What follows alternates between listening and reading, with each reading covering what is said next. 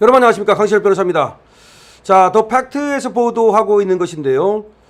윤석열 대통령의 깜짝 편지가 트럼프와 닮았다 라고 하는 그런 기사입니다. 자, 지금 윤석열 대통령 말이죠, 편지를 보냈습니다. 우리 자유우파 애국 시민들에게, 특히 용산 관저 앞에서 추운 날씨에도 나라를 구하기 위해서 집회를 계속하는 애국 시민들에게 편지를 보냈는데요. 자, 이것이 트럼프와 닮았다는 겁니다. 사실 트럼프와 윤석열 대통령은 많이 닮은 것 같아요. 제가 봐도 정치 스타일도 그렇고, 또 치고 나가는 것도 그렇고, 또 깡다기도 그렇고, 여러 가지, 또 외모도 뭐 상당히 등치도 크고 말이죠, 닮은 것 같습니다. 트럼프만 닮으면 좋겠습니다. 트럼프는 위기를 극복하고 다시 돌아왔잖아요.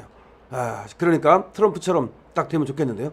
자, 2025년 새해가 밝았다. 지금 12상 비상계엄, 이것 때문에 나라가 시끄럽다.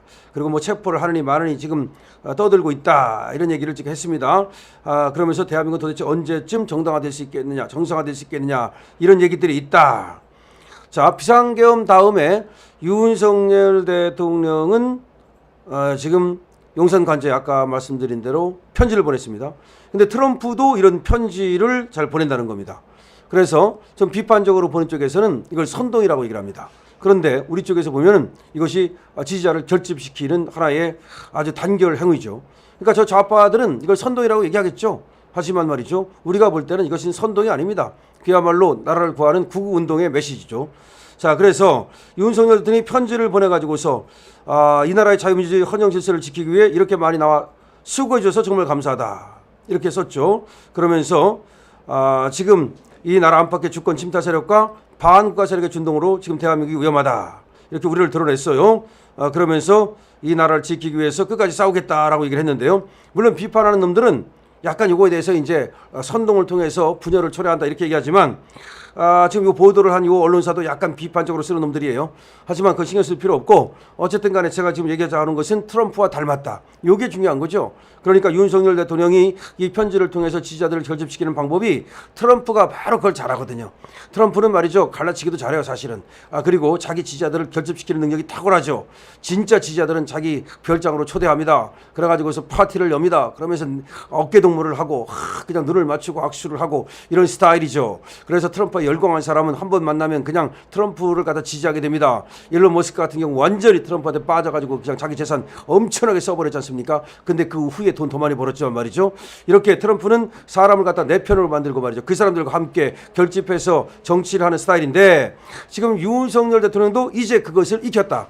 그래서 윤석열 대통령이 과거에는 그걸 잘하진 못했던 것 같아요. 우리 편을 사실상 잘 챙기지 못했어요. 사실상 말이죠, 이 광장에서 윤석열 대통령을 만들어줬는데 광장을 잘 챙기진 못했어요. 그리고 정광훈 목사님한테도 사실은 좀 소홀하게 했죠. 그렇지만 우리 자유우파들은 아무것도 바라는 것이 없어요. 뭐 거기서 뭘 바라고서 애국운동을 한 것이 아니기 때문에, 무엇을 바라고서 아스팔트 운동을 한 것이 아니기 때문에 아무 대가도 없이 또 추운 겨울날 계속해서 윤석열 대통령을 지키러 나섰죠. 그러자 윤석열 대통령이 이제는 정말로 감동을 했고, 이 사람들과 함께 해야 되는 거라는 것을 깨달은 것으로 보여요. 그러니까 저쪽에 가서 끼웃끼웃 중도가 어쩌고저쩌고 저 좌파가 어쩌고저쩌고 쟤들도 끌어안아야지, 필요 없습니다. 좌파는 그냥 쳐내야 되는 거예요. 잘라내야 되는 거예요. 우리끼리 하면 돼요. 쟤들은 따라오거나 말거나 니들끼리 하거나 말거나 신경 쓸 필요 없어요. 그게 바로 트럼프거든요.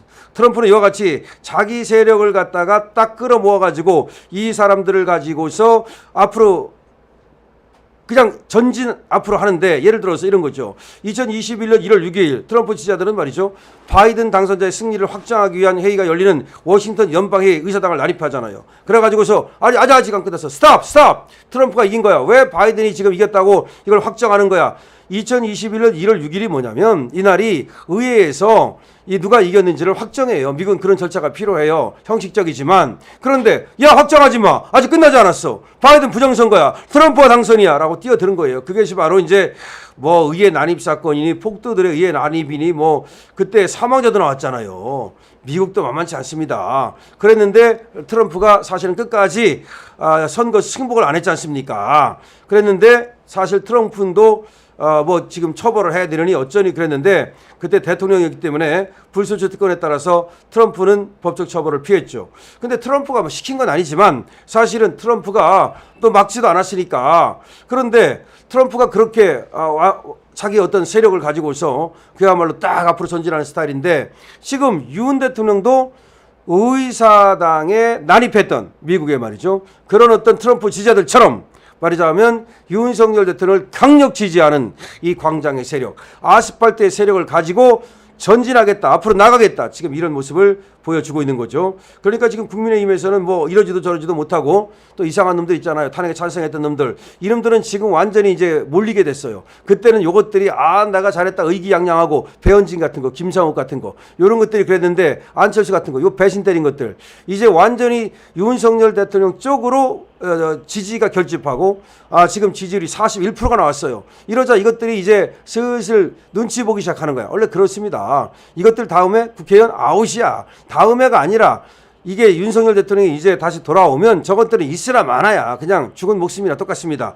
누가 걔들을 갖다가 응원하겠습니까? 그러니까 이제 의원들이 변동이 오기 시작한 거야. 변화가 오기 시작한 거야. 그래가지고서 관저로 막 튀어나오고 있습니다. 오늘 40여 명이 더 나왔습니다. 그냥 튀어나오고 시작했어요. 뿐만 아닙니다. 지금 뭐 최상목 같은 애도 말이죠. 처음에는 지가 말이죠. 권한대행 하면서 좋다. 뭐 이거 대통령급 경호를 받으니까 기분 좋다. 뭐 그러고서 꼴값을 떨었다는 말이 있습니다. 그런데 이것들도 이제 눈치를 보기 시작했어. 이거 뭐라? 윤석열 대통령이 다시 돌아오겠네? 돌아오면 나 같은 애 전부 다 파리 목숨이네. 다 날려버려야죠, 장관. 당연히 다 날려버려야죠. 그리고 지금 윤석열 대통령을 위해서 힘썼던 이 자유우파 세력을 갖다 대거 등용해야죠. 이제는 윤석열 대통령 마음대로 하는 거야. 그때부터는 민주당 눈치를 볼 필요가 없어요. 만약에 윤석열 대통령이 다시 살아 돌아왔다, 복귀했다. 그때는 민주당에 대한 지지율이 완전히 폭락합니다. 이재명 그냥 깜빵 갑니다. 그냥 깜빵이야. 그리고 434억 물어냅니다. 그러니까 와야 됩니다. 그러니까 그때는 뭐 민주당이 뭐 어떻게 뭐 반대를 하고 뭐 탄핵을 하고 뭐 특검을 하고 지 살자고 이제 그때부터는 급합니다. 캐비넷 열어버립니다. 진짜 캐비넷 열어버려가지고서 그냥 다 조져버립니다. 그때는 왜? 가능하죠. 이제 혁명이 성공한 건데 윤석열 대통령이 돌아온다는 얘기는 윤석열의 계엄 혁명이 성공했다는 의미가 되는 거예요. 그러니까 지금 돌아오는 게 물론 급선무입니다. 근데 돌아왔다 그러면 이거는 새로운 나라가 만들어지는 것과 똑같고 새로운 이제 다시 그 집권을 한 거나 똑같아. 그렇다면 새롭게 정부를 짜야 될 거 아닙니까? 모든 것을 새롭게 정부도 짜고 강요도 새롭게 또 바꾸고 그렇게 하면서 국회는 이제 있으라 마나 한 거니까 저거는 뭐 있으라 마나예요. 그러면 사실은 말이죠. 우리 국민들이 국회 해산을 요구할 수가 있어요. 그러면 국민들의 요구에 의해서 여야가 이거 안 되겠다. 그냥 차라리 국회 해산하고 다시 하자. 그럴 가능성도 있습니다. 하여튼 그것은 우리가 지지율이 모든 것을 말해주는 것이다. 윤석열 대통령에 대한 결집이 모든 것을 말해주는 것이다. 결국은 지지율이다. 지금 40% 나왔는데 이제 45% 50% 나오고 탄핵 반대 여론이 탄핵 찬성 여론을 압도하고 지금 트럼프 취임하고 일론 머스크 그대로 또 역할을 해주고 그다음에 중국은 지금 꼬리를 내리기 시작했죠. 중국인들 정치 집회 나가지 말아라. 자, 모든 것이 변했습니다. 모든 것이 변했어요. 중국도 이제는 눈치를 보기 시작했어요. 왜? 지지율이 올라가니까. 일론 머스크 그다음에 트럼프 완전히 윤석열 대통령의 우군입니다. 모든 것이 변하기 시작했습니다.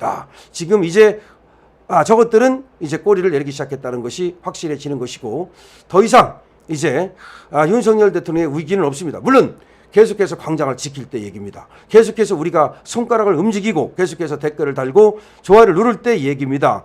방심하면 물론 당연히 안 되는 겁니다. 우리가 방심하지 말고 앞으로만 계속 나간다면 승리할 수 있다는 말씀을 드립니다. 자, 구독도 부탁드립니다. 강시열 TV입니다.